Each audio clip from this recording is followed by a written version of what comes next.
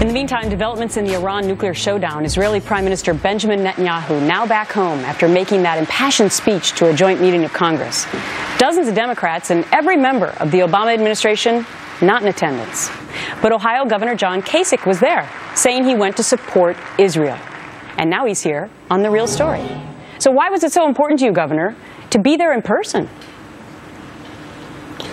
Well, Gretchen, I've been interested in this since I was a very young man in terms of foreign policy in and of itself, and particularly with Israel. And, you know, I do run a pretty big, important, powerful state, and I just thought it was important to make a positive statement towards Israel.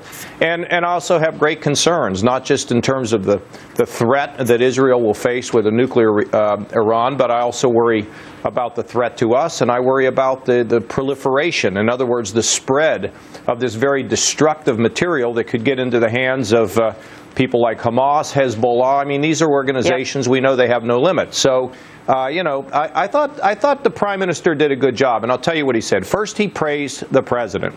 The second thing he said, don't trust people with a bad deal. I've been involved in negotiations. Don't fall in love with your goals, because sometimes you can make mistakes. But thirdly, he said, look, Gretchen, I think this is important. If Iran will change their way and start to join the community of nations, then we can talk. And I thought that was you know, the President said he didn't hear anything new. I think that's a pretty good roadmap myself. Yeah, the President did say he didn't hear anything new. I wanted to take it a little bit more personally with you, though, because I know a lot of people at home, and myself included, who have children, you know, are wondering what the world's going to look like if Iran gets a nuclear weapon, and some of those other groups that you mentioned.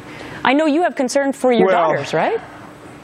I've been worried about this for a long time, even before I had kids, and thought about maybe there ought to be some sort of a registry at the United Nations, for example. I suggested this many years ago, where if you are dealing with these sophisticated materials that can lead to these kind of destructive weapons, that, you know, the world ought to know about it. I mean, that was many, many years ago, and now we're actually facing a country like Iran that has been so much against America, so much against Israel, so much against the world that shares our Western values.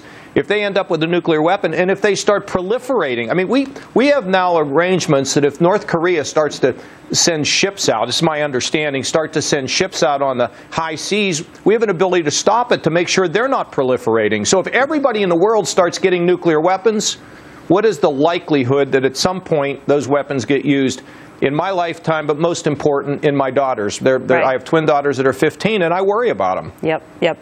I have 10 and 12, so I hear you on that. All right, now, your appearance at Netanyahu's speech spurring talks, of course, presidential campaign. You want to make any announcement? Well, Gretchen, all my options are on the table, and I'm doing two things. One, I'm pushing for a federally balanced budget, which I think would restrain Congress and force them to make decisions and not kick the can down the road. And secondly, I want people to know about Ohio, because, you know, we're doing so much better. We're up almost 300,000 jobs. We're running surpluses. We got the most tax cuts in the country, and we're taking care of people who live in the shadows. So I think people need to know it, and I intend to keep traveling and letting people know.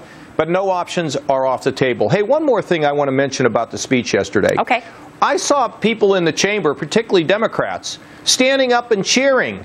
And I thought, wow, my goodness, you know, we're united. And then they left the floor and they started, you know, in some ways, viciously attacking Netanyahu. Yeah, some of them did. I mean, if you don't like what the guy's saying, if you don't like what he's saying, don't stand up and cheer. Yeah. You know, I mean, it's pretty simple. Don't stand up and cheer, then run outside and say something different. I'm disappointed in my Democratic friends. Yeah, some of them did say that he was fear-mongering, but I'm not sure if they were the same ones who were actually in the speech or the ones who decided to boycott. More than 50 of them did.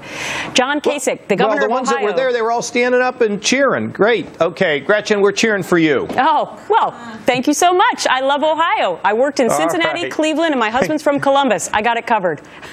We'll see you again soon. All right. Thank you.